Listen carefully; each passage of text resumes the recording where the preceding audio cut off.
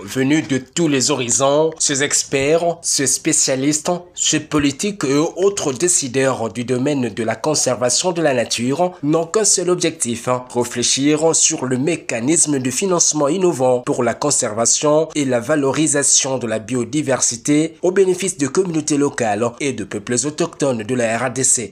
La République démocratique du Congo joue un rôle déterminant dans le développement des mécanismes de paiement pour les services environnementaux du bassin du Congo.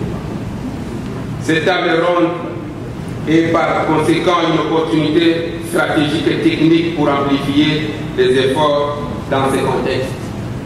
De ce fait, l'Institut congolais pour la conservation de la nature, ICCNANCI, envisage d'étendre ce programme à d'autres espèces emblématiques telles que l'okapi, les gorilles de plaine de l'Est, les gorilles de montagne, les pans congolais, les bonobos et les autres espèces, enfin de renforcer l'impact environnemental et communautaire à l'échelle de la pertinente vision écologique de son Excellence, Monsieur le Président de la République, chef de l'État.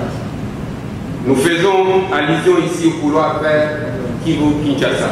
À la genèse de cette initiative dite Crédit Bonobo, la Fondation Zone Inverse voit les choses un peu plus grand. Que nous envisageons plus qu'une simple conservation des bonobos ou des okapis.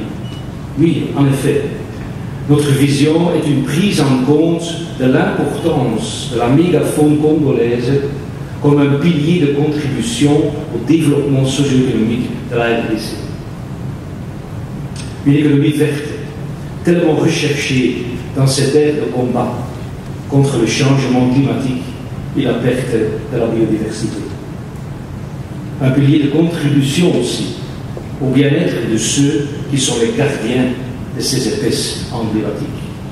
Salué par le ministre de l'Environnement et Développement durable, qui y voit une véritable politique de prise en compte des efforts de la communauté locale et de peuples autochtones dans la conservation de la biodiversité. Ce projet est aussi salué par le chef de l'État Félix-Antoine Tshisekedi. Pour le président de la République, cette initiative est la véritable illustration de la coopération bilatérale entre la RDC, son pays, et le Royaume de Belgique dans ce domaine de la conservation de la biodiversité. La tenue de cette table ronde représente une opportunité en ce qu'elle offre un cadre pour définir clairement les bases d'un plaidoyer international structuré en faveur de la création d'un crédit biodiversité propre à chaque espèce, notamment celles emblématiques, à forte valeur pour l'humanité, à l'instar du bonobo, de l'okapi, du gorille de montagne,